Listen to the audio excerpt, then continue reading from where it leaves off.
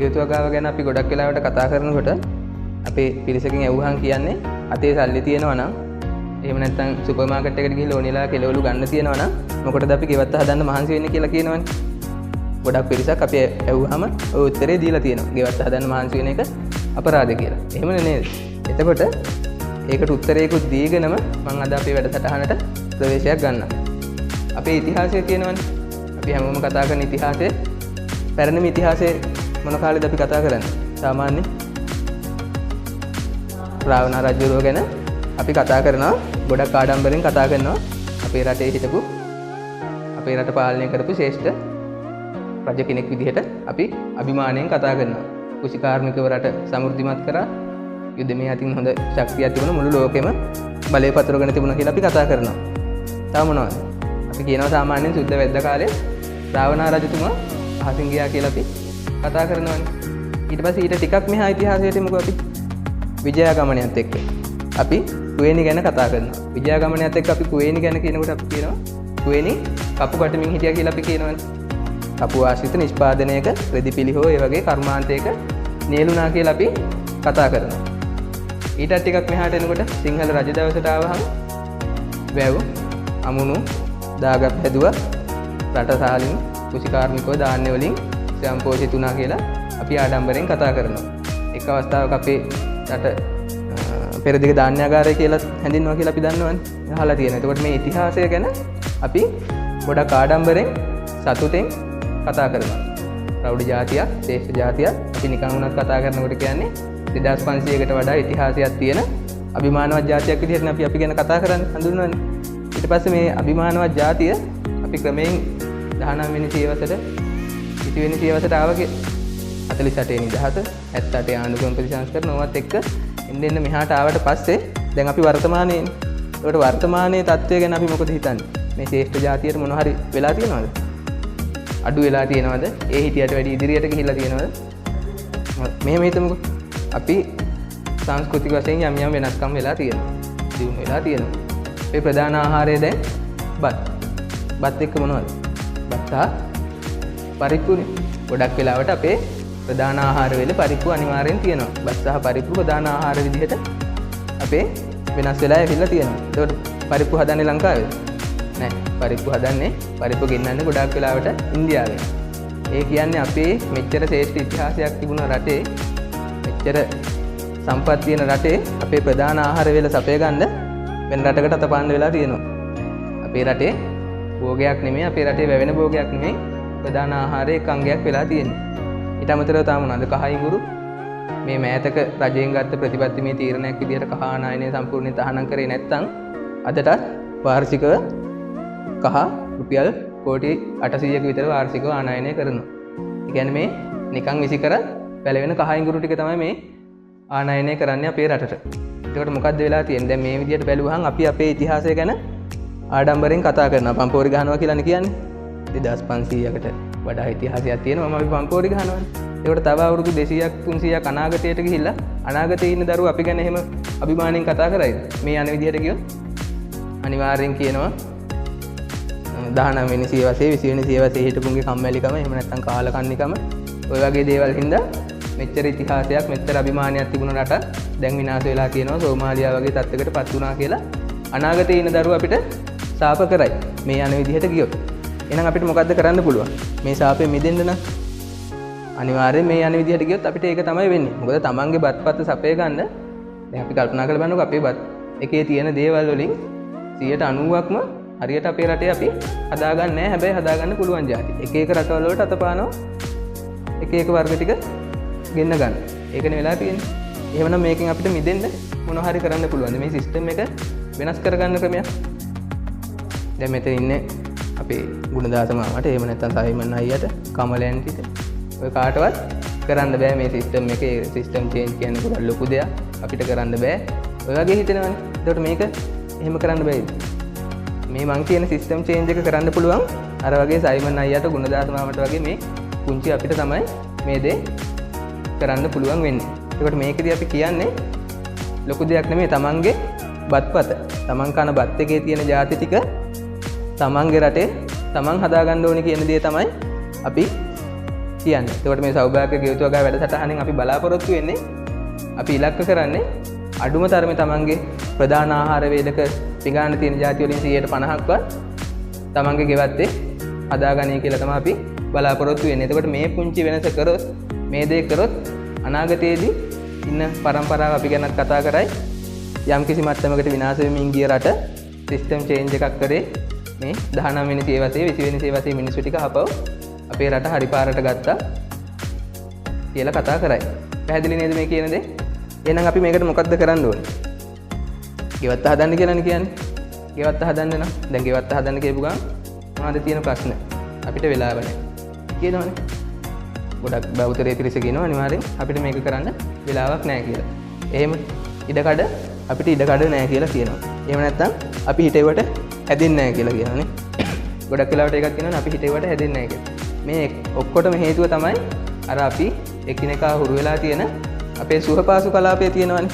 අපි ජීවත් වෙන්නේ අපිටම හදාගත්ත සුවපහසු කලාපයක. මේ සුවපහසු කලාපයෙන් එළියට එන්න තියෙන අකමැත්ත එහෙම නැත්නම් බය හින්දා තමයි අපි මේ විවිධ හේතු හදාගන්නේ. අපි හිතේවට හැදෙන්නේ නැහැ කියමුකෝ. හැදෙන්න හිතවන්න පුළුවන් ක්‍රමයක් තියෙනවානේ. මේ ක්‍රමයේ ඉගෙන ගන්න එක්ක අකමැති එහෙම නැත්නම් මේක ගැන කතා කරන්න බයයි. මේ තියෙන සුවපහසු කලාපයෙන් එළියට එන්න තියෙන බය තමයි මේකට හේතුව. සුවපහසු කලාපය කියන්නේ දැන් මෙහෙම හිතමුකෝ. එක පුද්ගලයෙක් ඉන්නවා උදේ 4ට නැගිටිනවා.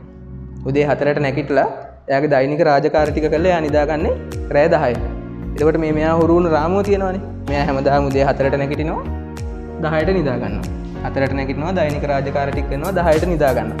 මෙයා හැබැයි කවදාවත් හිතන්නේ නැහැ 3:00ට නැගිටලා 10:00 වෙනකන් වැඩ කරලා මේ අමතර ලැබෙන වෙලාවෙන් මෙයාට මේ ගෙවත්තට මොන හරි දෙයක් කරගන්න පුළුවන් කියලා. මේ හුරු වෙලා තියෙන රාමුවෙන් එයාගේ ඒක සුවපහසු කලාපයෙන් එළියට එන්නේ නැහැ. තව කෙනෙක් ඉන්න පුළුවන් මෙයා 8ට නැගිටලා රෑ 7 වෙනකොට නිදා ගන්න කෙනෙක් වෙන්නත් පුළුවන්. එතකොට මේක යාට ආවෙන එක සුවපහසු කලාපය. ඒක පුද්ගලයාගෙන් පුද්ගලයාට වෙනස් වෙනවා. මේ යා හුරු වෙලා තියෙන එයාට සැපයි කියලා හිතන කලාපය තමයි මේක. මෙයාත් කැමති නැහැ මේකෙන් එළියට එන්න. එහෙම නැත්නම් මේකෙන් එළියට එන්න බයයි. එහෙමනම් අපි මේ ගෙවත්ත හරියට කරගන්න නම් මේ දේ වෙනසක් කරගන්න නම් මේ යන ක්‍රමේ අපිට කරන්න තියෙන හොඳම දේ තමයි අපි අදිස්ථාන කරගන්න ඕනේ අපේ සුවපහසු කලාපයෙන් එළියට ඇවිල්ලා මේ දේ කරනවා කියන එක. අපි සුවපහසු කලාපයෙන් එළියට එන්න තියෙන පළවෙනි පියවරෙන් දැන් මේ 8ට නැගිටින කෙනා 6:00ට නැගිට්ටා කියමුකෝ වෙනසක් කරන්න ඕනේ කියලා. අන්න එතන ඉඳලා යාගේ සංවර්ධනයේ දියුණුව පොදුවේ රටේ සංවර්ධනය සහ දියුණුව ආරම්භ වෙනවා. ඒකට ගෙවත් එකකින් අපිට රටට කොච්චර දේවල් කරන්න පුළුවන්ද කියලා පැහැදිලි නේද? මේ කියපු සුවපහසු කලාපයෙන් එළියට එන්න තියෙන පළවෙනි පියවරෙන්ම එයා සංවර්ධන මාවතට යමු වුණා කියලා අපි කිව්වනේ. ඒකට එයා ඒ අවස්ථාවේ ආගේ ජයග්‍රහණය ආරම්භ කරා. ඊට පස්සේ දැන් අපි ආයේ ගෙවතු වගාව මාතෘකාවට එමු. දැන් එතකොට මෙතන ඉන්න හැමෝම තමන්ගේ සුවපහසු කලාපයෙන් එළියට ඇවිල්ලා මේ වැඩේ කරන්න කැමැත්තෙන් ඉන්න අය. එතකොට මේ ගෙවතු වගාව කියන එක ගොඩක් ලොකු දෙයක්ද අපිට තේරුම් ගන්න බෑ. අමාරුයි. දැන් අපි දන්නවනේ මේ ක්‍රිකට් මැච් එකක් යන අතරතුරේ වැස්සක් එහෙම ගියොත් වැස්සෙන් පස්සේ එනකොට ඕවර් ගාන වෙනස් වෙලා ලකුණු ගාන වෙනස් වෙලා ඩක්කොත් ඇන් ලුයිස් න්‍යාය කියලා එකක් දානවනේ ක්‍රිකට් වල නේද? එතකොට ඕක අපිට තේරුම් ගන්න අමාරුයි. කොහොමද මේ ලකුණු ගාන හැදුනේ? මෙච්චර ලකුණු ගැහුවෙත් නැහැ. මෙච්චර බෝල් කරෙත් නැහැ. කොහොමද ඕවර් ගාන හැදුනේ? ඕක අපිට තේරුම් ගන්න බෑ. සමහර වෙලාවට ලයිට් බිල දින විදිහට අපිට තේරුම් ගන්න බෑනේ. එහෙම ප්‍රශ්න තියෙනවා. එක මේකක ගානක් එක වෙලාවකට අපිට ලයිට් බිල එක ගානක් තව වෙලාවකට තව ගානක් අපිට ඕක තේරුම් ගන්න බෑ. හැබැයි මේ ගෙවතු වගාව කියන්නේ වගේ තේරුම් ගන්න අමාරු දේවල්. සමහර වෙලාවට ඉන්ධන මිල සූත්‍රයක් තේරුම් ගන්න උත්සාහ කරානේ අපි ගොඩක් නේ. තේරුම් ගන්න බැරි වුණානේ. එතකොට ඒ වගේ දැන් මේක ගෙවතු වගාව කියන්නේ ඔහොම තේරුම් ගන්න අමාරු දෙයක්ද? බොහොම සරලයි. අපිට පහසුවෙන් කරන්න පුළුවන් දෙයක්. මේක අපිට තියෙන්නේ පියවරයන් 3යි කරන්න. පළවෙනි දේ තමයි මේකට අපිට හීනයක් තියෙන්න ඕනි, ඉලක්කයක් තියෙන්න ඕනි අපේ ගෙවත්ත හදා ගන්නවා කියලා. ඒතකොට මොන මට්ටමේ හීනයක්ද තියෙන්නේ? මම කලින් කිව්වා අපේ බත්පතේ දවස් 365 දවසෙම අපි කන වේල් තුනේම අපේ පිඟානේ තියෙන ඒවායින් 150ක්වත් දෙකෙන් පංගුවක්වත් අපේ ගෙවත්තේ අපි හදා ගන්නවා කියන හීන ඉලක්කය තියෙන්න ඕනේ. ඒක තමයි අපේ පළවෙනි කාරණය. අපිට හීනයක් තියෙන්න ඕනේ. දෙවෙනි කාරණාව හීනයක් තියෙනවා නම් මේක ඕනිම දෙයකට පොදුයි. ඒක සැලසුම් කරගන්න අපිට හොඳ සැලැස්මක් හොඳ ගෙවතු සැලැස්මක් තියෙන්න ඕනේ. දෙවෙනි කාරණාව සැලැස්මක් තියෙන්න ඕනි. තුන්වෙනි කාරණාව කරුණු 3යි තියෙන්නේ. මේ කරුණු 3 ඔස්සේ ගියන් අපිට ඕනිම දෙයක් සාර්ථක කරගන්න පුළුවන්. මේක අපි දිනෙන් දින ක්‍රියාත්මක කරගන්න ඕනේ. හොඳයි. දිනෙන් දින ක්‍රියාත්මක කිරීම. මේ පියවර 3ට යනවා නම් අපිට මේ පියවර 3 ඔස්සේ ගිහිල්ලා අපි හරියට ගෙවත්ත හදා ගන්නවා නම් අර කීප විදිහට අපිටත් ඉතිහාසගත වෙන්න පුළුවන් ප්‍රෞಢ ජාතියක් විදිහට අපේ බත්පතට වෙන රටකට අතපාන්න ඕනේ නැහැ. අපේ බත්පත අපි හදාගත්තා කියන එක සම්බන්ධයෙන්. එහෙනම් දැන් අපිට තියෙන්නේ මේ තියෙන ක්‍රම 3 ඔස්සේ ගෙවත්ත සැලසුම් කරන. කවුද දැන් මෙතන මේ හීනේ තියෙන කට්ටිය ගෙවත්තට යන්නේ? හොඳයි. හැමෝම මේ හීනේ තියෙන හින්දා තමයි මෙතනට ඇවිල්ලා තියෙන්නේ. සෞභාග්‍යයේ ගෙවත්ත හදන හැටි දැනගන්න. එහෙනම් අපි මේ ගෙවත්තට හොඳ සැලැස්මක් හදන්න ඕනේ. හැමෝම කොලයක් පෑනක් අරගෙන මං අඳිනවා මගේ ගෙවත්ත දැන් තියෙන විදිහ. ඔයාලා අඳින්න ඔයාලගේ ගෙවත්ත කල්පනා කරලා ගෙවත්ත ගැන විතරක් මෙනෙහි කරන්න වෙන වෙන දේවල් හිතන්න යන්න එපා. ගෙවත්ත ගැන විතරක් මෙනෙහි කරලා ඒක අඳින්න කොලයක් පෑනක් තියෙනවනේ හැමෝටම. මං අඳිනවා මගේ ගෙවත්ත.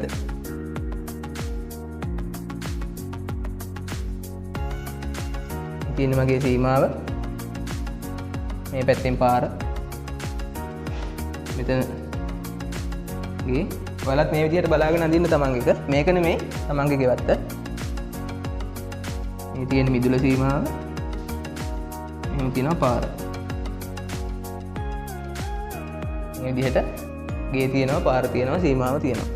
දැන් උතර මෙතනින් තියෙනවා පොල් ගහ.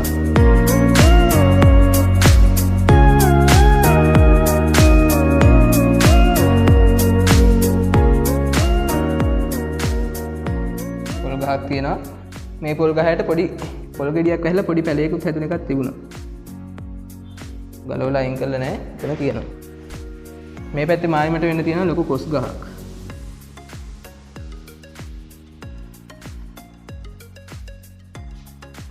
ලින්ද තියෙන්නේ තේ ළඟ. මේ පැත්තට වෙන්න මේ පරණ මහගේ කඩපු එකේ පොඩි කොටස් ටිකක් තියෙනවා එතන. ඒකම දරමඩුවක් වගේ එකකුත් හදලා තියෙනවා. ඔයාලත් මේ වගේ ගොඩ නැගිලි ඒ දේවල් ටික ඇඳ ගන්න. මෙතන තියෙනවා ඇසිකිලි. ඊට පස්සේ මෙන්න මෙතන උපන්දිනේට හිටවපු අඹ ගහක් තියෙනවා. අඹ ගහකුත් තියෙනවා මෙතන මේ විදිහට. ඊට මේ පහළ පැත්ත මෙතන මඩ වගුරක් වගේ තියෙනවා. පොඩියට මේ වටෙන් එන වතුර ටික එකතු වෙන තැන පොඩි මඩ වගුරක් වගේ තියෙනවා. මේ අයිනේ පොඩි ගල් තලාවක් තියෙනවා. පස් නැහැ. පොඩි ගල් තලාවක්. ඔයාලත් ඇඳගන්න මේ විදිහට බලාගෙන ඔයාලගේ එක මේ හැම දෙයක්ම තමතරව මේ හරිය තියෙනවා කෙසෙල්.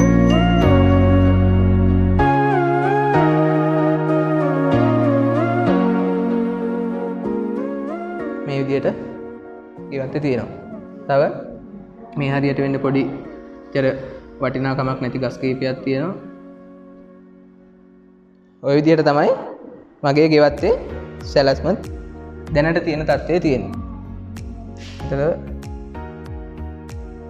මේ ටිකේ තියෙනවා අම්මගේ මල් ගස් ටික මිදුල සීමාවේ. මල් ගස් ටික තියෙනවා. හරි. ඔය මං ඇන්දේ මගේ ගෙවත්තේ දැනට තියෙන තත්ත්වය. මේ හරියෙන් ඉතින් තව පොඩි සාමාන්‍ය ගස් වර්ග ටිකක් තියෙනවා. මේක තමයි මගේ ගෙවත්තේ දැනට තියෙන තත්ත්වය. ඒකට ඔයාලගේ එක මේ විදිහට ඇඳගන්න. දැන් මේක අපි සංවර්ධනය කරන්න ඕනි. මේ ගෙවත්ත මේ අක්‍රමවත් විදිහට තියෙන එක මේකෙන් අර කියන 150 නිෂ්පාදනයක් එන්නේ නැහැ. එහෙනම් මේක ඒක ගන්න පුළුවන් විදිහට අපි සංවර්ධනය කරගන්න ඕනි. ඒකට ඒකදී අපිට කරන්න පුළුවන් මෙතන තියෙනවා පොල් පැලේ. ගහ යටම පැලෙවිච්ච පොල් පැලයක්. එහෙනම් මේක ගෙනල්ලා අපිට හොඳ තැනක ස්ථානගත කරන්න පුළුවන්. ඒකම මෙතන ඒ පොල් පැලේ ගලවලා ගෙනල්ලා අපි මෙතන වලක් කපලා පොල් පැලේ හිටව ගන්නවා. පොල් කියන්නේ ඒකට ගොඩක් කුස යන ගහක් ඉඳලා ඒක අපි ගෙදරට ආසන්නේ නෙමෙයි. මේ විදිහට අපි ඇඳගත් අපේ සැලැස්ම ඊට පස්සේ අපි සංවර්ධනය කරගන්න ඕනේ. ඒකට අපි පටන් ගන්න අපේ මායිමේ. අපි ඉඩම වටේ වැට සකස් කරන්න ඕනි. පළවෙනියටම වනසත්ව හානි වලින් හොර සතුරන්ගෙන් ආරක්ෂා කරගන්න පුළුවන් වෙන විදිහට අපේ ඉඩම වටේ වැට සකස් කරගන්න ඕනි පළවෙනි කාරණාව විදිහට. ඊට පස්සේ මේ ඉඩමේ අපිට සුදුසු තැන් ටික බලලා පාංශු සංරක්ෂණ ව්‍යුහ මොනවාරි ගල් වැටි, දෙ වැටි, පොල් එලි ඒ වගේ දේවල් වලින් හේදිලා යන එක නවත්ත ගන්න හරි සකස් කරගන්න ඕනේ. මගේ මෙතන පොඩි බෑවුමක් වගේ තැනක් තියෙනවා. මම මෙතනට පොල් වේල් ටිකක් අල්ලලා පොඩි වැටියක් හදා ගන්නවා. ඊට පස්සේ මෙතන අර වගුරක් වගේ තියෙනවා කියපු දෙන වටින්ම වතුර එකතු වෙලා එන මේ වල වගේ එක වටේටත් ගල් ටිකක් අල්ලලා ලස්සනට හදා ගන්නවා. පාදනය වෙන්නේ නැති විදිහට. ඊට පස්සේ අපි මේ තියෙන අයින් කරන්න පුළුවන් දේවල් අයින් කරන්න පිළිවෙලට කරගෙන යන්න ඕනේ. එතකොට මගේ පළවෙනියටම අයින් කරන්න පුළුවන් දේ තමයි මෙතන තියෙනවා මහගෙදර කොටස් ටිකක් එක පොඩි දරමඩුවක්. මේ ටික අයින් කරලා යන පොළොව මට්ටම් කරලා අපිට පුළුවන් දරමඩුව විතරක් මෙහෙම මේ තැනකට ගන්න දරමැස්සක් තියෙන්න ඕනේ ගෙදරකට. ගෑස් පාවිච්චි කරන්නේ නැත්නම් ඒක අපි මෙතනට ගත්තා. ඊට පස්සේ මෙන්න මේ තියෙන පොල් පැලේ මේ ලොකු පොල් ගහක් ඇතුළේ පොල් පැලයක් වැඩක් නැහැ. ඒකත් අපිට හොඳ තැනක් බලලා මේ වගේ තැනකට ගේන්න පුළුවන්. ඊට පස්සේ තව අපිට අයින් කරන්න පුළුවන් දේවල් තියෙනවා. මෙතන කැසෙල් පඳුර බැලුවාම මේකේ කැණක් තියෙන ගහක් තියෙනවා, තව පී දෙන්න වගේ ගහක් තියෙනවා, පැල තියෙනවා. ඒකට මේකේ අපිට ගස් 3ක් ඉතුරු වෙන්න ගස් 3 තියාගන්නකොට පී දුන ගහ ඒක කැණ කපනකොට ආයි පී දෙන ගහක්. ඒ කියන්නේ සාමාන්‍යයෙන් මාස 8ක විතර ගහ. ඒක පී දෙනකොට ආයි මාස 8ක් වෙන ගහක්. ඒ කියන්නේ සාමාන්‍යයෙන් මාස 4ක විතර වගේ අවදි 3කින් විතර වගේ මේක ඉතුරු කරගෙන පඳුරේ අනිත් ටික ගලවලා අයින් කරන්න ඕනේ. ඔයාලා කල්පනා කරලා බලන්න ඔයාලගේ ගෙවත් එතකොට කැසෙල් පඳුර කොහොමද තියෙන්නේ කියලා. සමහර එක පඳුරේ ගස් දෙකක කැන් දෙකක් තියෙනවා. ගස් 10ක් විතර තියෙනවා. ඒ වුණාට ඒ ක්‍රමයේදී ලොකු නිෂ්පාදනයක් ලැබෙන්නේ නැහැ. අපිට හොඳම ක්‍රමය තමයි කැන තියෙන ගහ මේකේ කැන කපනකොට මේ ගහ පී දෙනවා. ඒ කියන්නේ දැන් මාස 8ක විතර ගහ. ඊට පස්සේ මෙතන පොඩි මාස 4ක විතර පැලයක්. මේ විදිහට තමයි අපි කැසෙල් පඳුරක් ගෙවත්තේදී හෝ වාණිජ වගාවක නඩත්තු කරගන්න ඕනේ. මේක කපනකොට මේක පී දෙනවා. මේක කපනකොට මේක පී දෙනවා. ඔය විදිහට අපිට දෙකින් දිගට මේක සාමාන්‍ය මාස 4න් 5න් ඔහම පඳුරෙන් කැසෙල් කනක් අරගෙන දිගට යන්න පුළුවන්. ඊට පස්සේ මෙතන ගේ ඉස්සරහම තියෙනවා අඹ ගහ. මේක අයින් කරන්න බෑ. උපන්දිනේට හිටවපු අඹ ගහ. හැබැයි මේක අපිට කප්පාදු කරලා අතු ටිකක් අඩු කරලා ප්‍රමාණිකූලව ආලෝකය ලැබෙන විදිහට හදා ගන්න පුළුවන්. මෙතන තියෙන මෙච්චර වටිනාකමක් නැති නිකන් සාකයක් ඒක අපිට ඉවත් කරලා මෙතන ඉඳ ගන්නත් පුළුවන්. ඊට පස්සේ මෙතන ලොකු කොස් ගහක් තියෙනවා.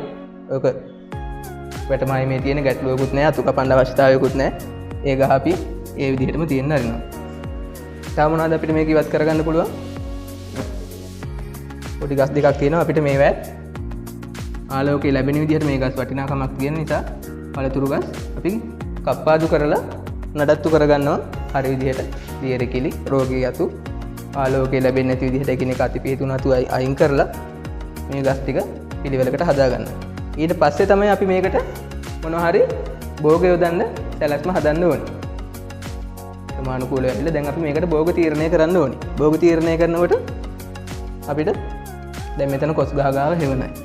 කොස් ගාව ඒ ආශ්‍රිත හේවණයි. එහෙමනම් මෙතනට සෙවන පිය කරන භෝගයක් ගන්න පුළුවන්. මොනවද සෙවන පිය කරන භෝග? කිරියල කහ ඉඟුරු ඊට පස්සේ මිරිස් වලින් නම් නයි මිරිස්, පො මිරිස් කියන එක මේවා සාමාන්‍ය හේවන තත්ත්ව පිය කරනවා. එවැනිදී අපිට ගන්න පුළුවන්. ඒකින්ද ගෙවත්තේ තියෙන හේවන තැන් තෝරලා අපි මේ වගේ භෝග ස්ථාපිත කරන්න ඕනේ. ඊට පස්සේ මෙතන පොල් ගහ තියෙනවා.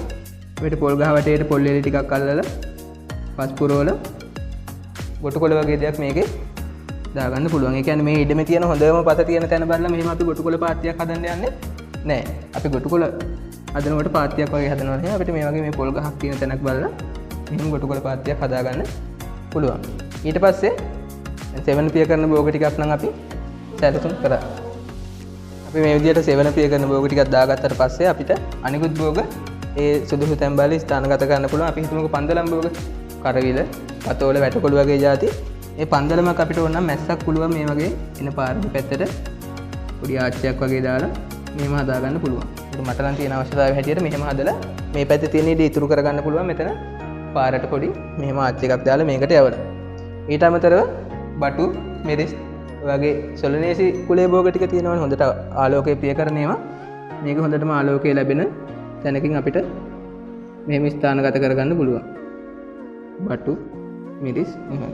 ඒකට ගොඩක් වෙලාවට අපි ගොඩක් වෙලාවට නෑ හැම වෙලාවෙම අපි උපදෙස් දෙන්නේ නෑ බටු මිරිස් එක පාත්තිය හිටවන්න කියලා. මේ දෙක එක කුලේ භෝග එකටම හැදෙන රෝග වලට පාත්‍රීතාවයක් තියෙන හින්දා. හැබැයි අපිට ගෙවත්තේදී එහෙම ලොකු දුරස් කිරීමක් කරන්න බෑ මේ දෙක ඉඩකට සීමිත හින්දා අපිට එහෙම එක ළඟ හැදුවොත් අපිට පුළුවන් බඩිරුඟු දෙපේලියක් දාලා අඩිය අඩිය පරතරය තියෙන විදිහට බඩිරුඟු දෙපේලියකින් මේ පාත්‍රි දෙක වෙන් කරගන්න පුළුවන්. එහෙම වුණොත් රෝග හා පලිබෝධ හානි පැතිරෙන්න එකට පොඩි බාධාවක් වෙනවා. බඩිරුඟු පහුගිය කාලේ ටිකක් ජනප්‍රිය වුණානේ. සේනාදලඹුව හින්දා නෙමෙයි. පහුගිය කාලේ පරිප්පු වෙනකොට ආදේශකයක් විදිහට බඩිරුඟු පාවිච්චි කරනවා කියලා මේක ජනප්‍රිය වුණා. ඇත්තටම පුළුවන් ද බඩිරුඟු පරිප්පු වෙනකොට ආදේශකයක් විදිහට පාවිච්චි කරන්න? ඒක මෙහෙමයි. දැන් අපි ගෙවත්තේදී බත් වෙනුවට ආදේශක භෝග මොනවා හරි වගා කරන්න කියලා කියනවා. බත් වෙනුවට ආදේශක විදිහට අපි කොස්, දෙල්, මඤ්ඤොක්කා, බතල, වැල්ලල, ඩයස්කෝරියා විශේෂ කියන්නේ. ඒ වගේ જાති අපි කෘෂිකර්ම දෙපාර්තමේන්තුවෙන් උපදෙස් දෙනවා බත් වෙනුවට ආදේශක විදිහට පාවිච්චි කරන්න කියලා. එහෙමනම් එතකොට හාල් වලින් කරන ඔක්කොම දේවල් කොස් වලින් කරන්න බෑනේ. හාල් වලින් කරන ඔක්කොම දේවල් ටික මඤ්ඤොක්කා වලින් කරන්න බෑ. හැබැයි හාල් වලින් අපි ගන්න බත් කියන දේ වෙනුවට මඤ්ඤොක්කා අපිට පාවිච්චි කරන්න පුළුවන්. පෝෂක ගුණය යම්කිසි වෙනස්කම් තියෙන්න පුළුවන්, රුචිකත්වයේ වෙනස්කම් තියෙන්න පුළුවන්. ඒ වුණාට ආදේශකයක් විදිහට අපිට ඒක පාවිච්චි කරන්න පුළුවන්. එහෙමනම් මෙතන පරිප්පු වෙනුවට බඩිරුඟු ආදේශකයක් විදිහට පාවිච්චි කරන්න පුළුවන්. දැන් මෙහෙම දෙයක් තියෙනවා මේක Facebook එකේ එහෙම ගොඩක් ජනප්‍රිය වුණා. සමහර අය මෙහෙම බඩිරුඟු වල පෝෂණ ගුණය, බඩිරුඟු වලින් හදන කෑම ಜಾති එක පැත්තකට අරගෙන පරිප්පු වල පෝෂණ ගුණය සහ ඒකෙන් හදන කෑම ಜಾති තව පැත්තකට අරගෙන මෙහෙම Facebook එකේ පෝස්ට් එකක් දාලා තියෙනවා. පරිප්පුයි බඩිරුඟුයි සංසන්දනය කරලා මේක කරන්න පුළුවන් දෙයක් නෙමෙයි. පරිප්පු වෙනුවට ආදේශකයක් විදිහට බඩිරුඟු ගන්නම බෑ කියලා දාලා තියෙනවා. එතකොට මේක දැක්කහම මට මතක් වුණේ අනගාരിക ධර්මපාලතුමා මතක විදිහට අනගාരിക ධර්මපාලතුමා කියලා තියෙනවා අපේ කවදා හෝ දවසක මේ හෙළ භූමියෙන් සුද්ධ පරයන් යන්න යයි. හැබැයි ඔවුන්ගේ ජාන මේ රටේ ඉතුරු කළේ යයි කළු සුද්ධ විදිහට. ඒගොල්ලෝ මේ මොනවා හරි ජාතිකත්වයේ අගයන දෙයක් දේශීය දෙයක් කරන වෙලාවක පරගැතියන් විදිහට මේකට විරුද්ධ වෙයි. මේකට විරුද්ධව කටයුතු කරයි කියලා. එතකොට මේක දැක්කහමත් මට මතක් වුණේ අර අනගාരിക ධර්මපාලතුමා එදා කියපු දේ. ඒකට මේක යම්කිසි මට්ටමකින් හෝ කරන්න පුළුවන් දෙයක්. ඒකට අර වගේ විරුද්ධ වෙනකොට මේ පරගැති ජාන කියන දේ තමයි මතකයට ආවේ. හරි. ඊට පස්සේ අපි ආයේ මාතෘකාවට එමු. මෙතන අපි බටු මිරිස් පාත්ති ඔය විදිහට සකස් කරගත්තා. ඊට අමතරව තමනවාද අපිට ගෙවත්තට උවමනා දේවල් කියන්නේ. භෝග වර්ග. මුලින් අපි භෝග ගැන විතරක් කතා කරමු. මගේ ඉඩමේ තියෙනවා තව මේ වගේ දුර්වල ජල වාහනේ තියෙන තැනක්. මම කිව්වනේ මේ වතුර ටික එකතු වෙන තැන. එහෙනම් මෙතනට මොන වගේ භෝගයක්ද අපිට දාන්න පුළුවන්? කොහිල, කංකුම්, නීරමුල්ලිය ඔය වගේ දුර්වල ජල වාහනයේදී හොඳින් හැදෙන දෙයක් අපිට මෙතනට දාන්න පුළුවන්. ඊට පස්සේ ගෙදර වතුර බහලා ගිහිල්ලා එකතු වෙන වලගාව මිරිස් හිටවල මිරිස් ටික ලෙඩ වුණා කියලා ඇවිල්ලා අපිට කියන්න එපා. එතනට දාන්න ඕනි භෝග වර්ග මොනවද කියන දේ ගැන අවබෝධයක් දැන් තියෙනවා. දුර්වල ජල වාහනයට ඔරොත්තු දෙන භෝගයක් තමයි අපි මෙතනට දාන්න ඕනේ. ඊට පස්සේ මේ ලිඳේ වතුර ටික යන තැනක් තියෙනවනම් එතනටත් අපිට ඒ වගේ භෝගයක් තීරණය කරන්න පුළුවන්. ඊට පස්සේ ගෙවත්තේ විශේෂ මංගයක් තියෙනවා. අපි ගෙවත්තට හොඳ තවාණක් හදා ගන්න ඕනේ. ඒ කියන්නේ මේ තියෙන බටු ගස් ටිකෙන් අස්වැන්න ඉවර වෙනකොට ආයේ බටු පැල ටිකක් මේකට එන්න ඕනේ. එහෙමනම් තවාණක් හදා ගන්න ඕනේ. සාමාන්‍යයෙන් නිවසට ආසන්නේ හොඳ ජල වාහනයේ තියෙන සමතල තැනක අපි මෙහෙම තවාණක් ස්ථාපිත කරගන්නත් ඕනේ. මේ ගෙවත්තේ දිගු කාලීන පැවැත්ම වෙනුවෙන් තවාණක්. තමනවා අපිට මේකට අවශ්‍ය කාබනික පොහොර ටික ගන්න කොම්පෝස්ට් ඒකකයක් හදා ගන්නත් පුළුවන්. අපි කතා කරන කොම්පෝස්ට් ඒක වර්ග කීපයක් තියෙනවා. කූඩරාමු ක්‍රමය, කෝටුරාමු ක්‍රමය කියලා කියනවා. කෝටුරාමු ක්‍රමය මේ වගේ නඩ පින් වලින් හදන කෝටු. ඒ නැත්නම් ගොඩ ක්‍රමය, වල ක්‍රමය සහ බැරල් ක්‍රම අපි පාවිච්චි කරනවා. ඒකට ගොඩක් වෙලාවට අපි දැන් තෙත් කලාපේ ඒකින්ද අපිට හොඳම ක්‍රමය තමයි ගොඩ ක්‍රමය. එහෙම නැත්නම් මේ වගේ කෝටුරාමු ක්‍රමයකට යන එක. ගොඩක් ඉඩ අඩු නාගරික පැත්තක් නම් අපිට බැරල් ක්‍රමයට යන්නත් පුළුවන්. ඒකට පළතුරු ශාක වර්ග එහෙම තීරණය කරන්න පුළුවන්. එතකොට මේ පැත්තේ හොඳ වැටක් තියෙනවා. අපිට පුළුවන් මේකට රෂන් වලක් යවන්න. මේ පැත්තේ වැට මායිමට අපිට අන්නාසි වගේ දෙයක් සත්තු වෙන එකත් අඩු වෙනවා ටිකක්. ඒ මායිමට අන්නාසි වගේ පේලියක් යන්නත් පුළුවන්. සාමාන්‍ය අඩි දෙකමාර වගේ පරතරයට මෙහෙම අන්නාසි පැල පේලියක් යන්නත් පුළුවන්. ඊට අමතරව මේක අපි දැන් සත්ත්ව පාලනය එහෙම කරන්න කැමති කෙනෙක් ඉන්නවා නම් සාමාන්‍යයෙන් සෙවණ තියෙන හොඳ සිසිල් ස්ථානයක ගස් වලින් ලොකු බාධාවක් නැති තැනක් බලලා මීමැසි පෙට්ටියක් එහෙම ස්ථාපිත කරන්නත් පුළුවන්. මේ වගේ තැනක සත්ත්ව පාලනයට මීමැසි පෙට්ටියක්. තව මොනවද මේක තියෙන තැන්? මෙතන තියෙන පොඩි ගල් තලාවක් නේ. බිම මුකුත් හිටවන්න බෑ අපිට. මේ වගේ තැනකට පුළුවන් මොන හරි බඳුන් ගත වගාවක් කරන්න. ඒකට මේ ඉඩමේ තියෙන හොඳම පෝර පස තියෙන තැනක නෙමෙයි. පැකට් එකේ මොනවා හරි හිටවල ඒක ගිහලා තියන්න මේක තියන්න ඕනේ මේ වගේ. දැන් නැති දැනක. එහෙම නැත්නම් මෙතන ගෙදර පේමන්ට් එකේ පුළුවන් මල් පෝච්චි වල මොනවා හරි ලෝලුවක් හිටවලා තියන්න. මේ ටිකේ මල් ගස් ටික අපි ඉතුරු කරගන්නවා.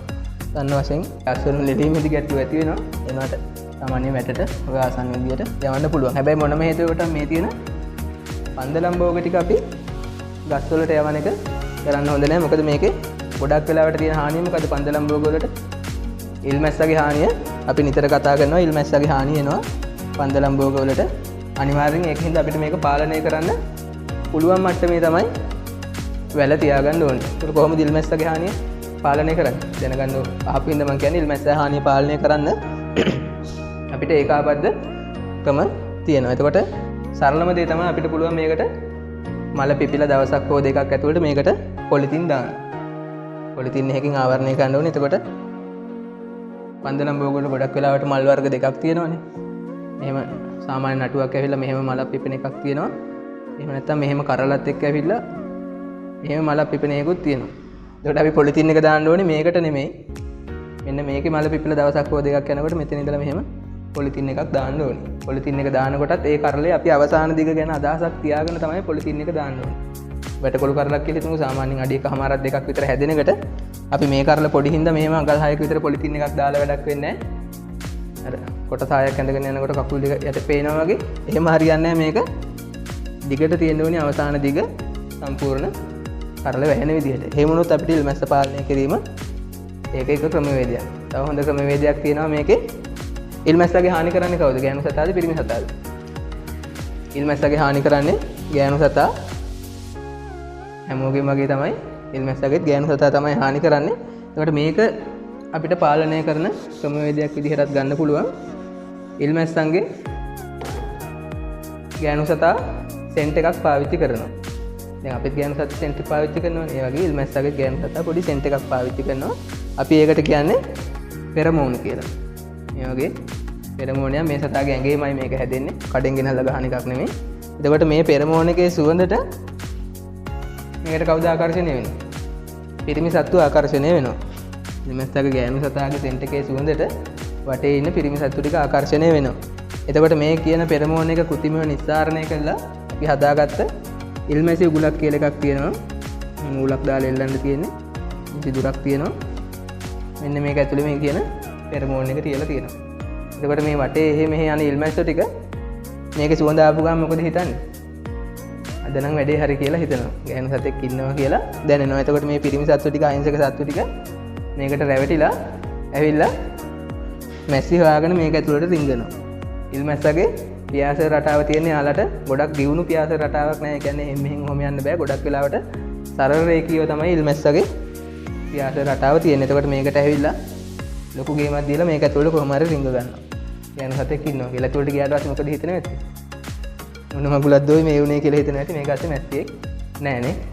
එතකොට මේ ක්‍රමයට පිරිමි සත්තු පාලනය කරලා අපිට ගහණය පාලනය කරන්න පුළුවන්. දැන් මේ ඉන්න පිරිමි සත්තු ටික ඔක්කොම මේක ඇතුළට ගියාම පිරිමි සතාට නම් ඉතින් වැඩේ වැරදුනා කියලා හිතනවා ඇති. මේ අහල පහල ඉන්න ගෑනු සත්තු ටික මොකද හිතනවා ඇති? ඉල්මැස්සන්ගේ ගෑනු සත්තු ටික හොඳ වැඩේ ඔකට කියලා කියනවා ඇතිනේ. මෙච්චර මේ අපි ඉද්දි ගියා හොඳ ඒවා හොයාගෙන හොඳ වැඩේ ඔකට කියලා ගෑනු සත්තු ටික කියනවා ඇති. එතකොට මේ ක්‍රමයේදී වෙන්නේ පිරිමි සත්තු ටික පාලනය කරලා එමගින් ගහණය පාලනය කිරීම. එතකොට මේක මේ 100%ක්ම සාර්ථක නොවන අවස්ථා තියෙනවා. ඒකට හේතුව මොකක්ද? අපේ සමාජයේ ඉන්න හැම පිරිමියම යනවාද ඔය විදිහට ගෑනුපත්? නෑනේ. ඒ විදිහට මෙහෙම යන්නේ නැති ඉල්මැස්සොත් එහෙම මෙහෙන් ඉන්න පුළුවන්. ඒ කියන්නේ ඔය පෙරමෝන සුවඳ ආවට එහෙම ලොකුවට ඒකට ආකර්ෂණය වෙලා යන්නේ නැති අයත් ඉන්න පුළුවන්. එහෙම නැත්නම් ඒකට යන අතරතුරේදී වෙන ගෑනු මැස්සෙක් හම්බෙලා එක්කෙනෙකුට try කරගෙන යනකොට ඊට වැඩි හොඳ කෙනෙක් මඟදී සෙට් වෙලා එහෙම යන කට්ටියත් ඉන්න පුළුවන්. එතකොට මේ ක්‍රමයට 100%ක්ම අපිට ගහණය පාලනය කරන්න අමාරුයි. ඒකින්ද අපි වෙන ක්‍රමයක් පාවිච්චි කරන උගුලක් මේකෙදි වෙන්නේ ගැහණු සතත් පාවිච්චි මේ මර්ධනය වෙනවා. ලැග්‍රොබේට් කියලා කියන්නේ ලැග්‍රොබේට් ලැග්‍රෝයම කියලා කියනවා. මේකෙදි තියෙන්නේ ගෑනු සතා බිත්තර දාන්න අවශ්‍ය වෙන ප්‍රෝටීන් එකක් හදලා මේ විදිහටම හැමකට දාලා තියන්නත් පුළුවන්. එහෙම නැත්නම් මේ ප්‍රෝටීන් එකට කෘමිනාශකයක් මිශ්‍ර කරලා අපේ මේ වගාවේ තැනින් තැන කොළවල යටිපැත්තට කරල් වලට වදින්න ගහන්න ඕනේ. කොළ කිහිපයක යටිපැත්තට මේක ස්ප්‍රේ කරන්න පුළුවන්. එතකොට අර බිත්තර දාන්න අවශ්‍ය ප්‍රෝටීන් එකක් තියෙන නිසා ඒ ගෑනු සතා ඇවිල්ලා මේක කාලා මැරෙනවා. එතකොට ඒක සාර්ථක ක්‍රමයක්. මේ අහිංසක පිරිමි සත්තු මරන්නේ නැතුව පිරිමි සතාගෙන් හානියක් නැහැ. මේ ක්‍රමයටත් අපිට ගිහිල්ලා පාලනය කරන්න පුළුවන්. එතකොට ගෙවත් වෙදී නම් අපිට පොලිතින් දාන එක ප්‍රමාණවත්. සාමාන්‍ය වාණිජ වගාවක නම් අපිට මේ ක්‍රම වලටත් ඉල්මැස්ස පාලනය කරන්න පුළුවන්. මේ විදිහට අපි ඊට පස්සේ අපේ ගෙවත්ත සැලසුම් කරගත්තාම තව මේකේ අඩුපාඩු තියෙනවා. මොනවද අපි කතා කරේ නැහැ ඔසු පෙළ ගැන. ගෙවත්තට ඔසු පෙළ තියෙන්න ඕනේ. ගෙවත්ත අපිට ඉඳ තියෙන තැන් බලලා ඔසු වෙනක් කියලා වෙනම කොටසක් වෙන් කරගෙන කරන්න ඕනේ නැහැ. අපිට ඉඳ තියෙන හැටියට බලලා ඔසු පෙළ වර්ග හදන්න පුළුවන්. එතකොට දිනදා පරිභෝජනයට ගන්න ඔසු පෙළ වගේ ඒවම පුළුවන් නම් තවත් හොඳයි. පොල් පලා, ආතවාරි, පෙනෙල, කෝමාරිකා ඔය වගේ අපේ නිතර පාවිච්චියට ගන්න වමනා වෙන ඔසු පෙළ වර්ග පාවිච්චි කරන්නත් පුළුවන්. ඊට අමතරව අපිට අර හදාගන්න පාත්‍ය ආසන්නෙන් කුමී විකර්ෂක ශාක මොනවා හරි හදාගන්නත් පුළුවන්. කුමී විකර්ෂක ශාක. එතකොට දාස්පෙතිය මේක මල නෙමෙයි කුමී විකර්ෂක වෙන්නේ පත්‍ර. එතකොට අපි මේ පාත්‍ය ළඟ යනකොට පත්‍ර ටිකක් පොඩි කරන්න ඒ වගේ කරනවා නම් ඒකේ කුමී විකර්ෂකයක් විදිහට ගන්න පුළුවන්. සේර, මිංචි මේ වගේ දේවල් සාමාන්‍යයෙන් කුමී විකර්ෂක ශාක විදිහට අපිට පාත්‍යවට දැන් මල් වෙනුවට මේව පාවිච්චි කරන්න පුළුවන්. එහෙම කරන්න පුළුවන්.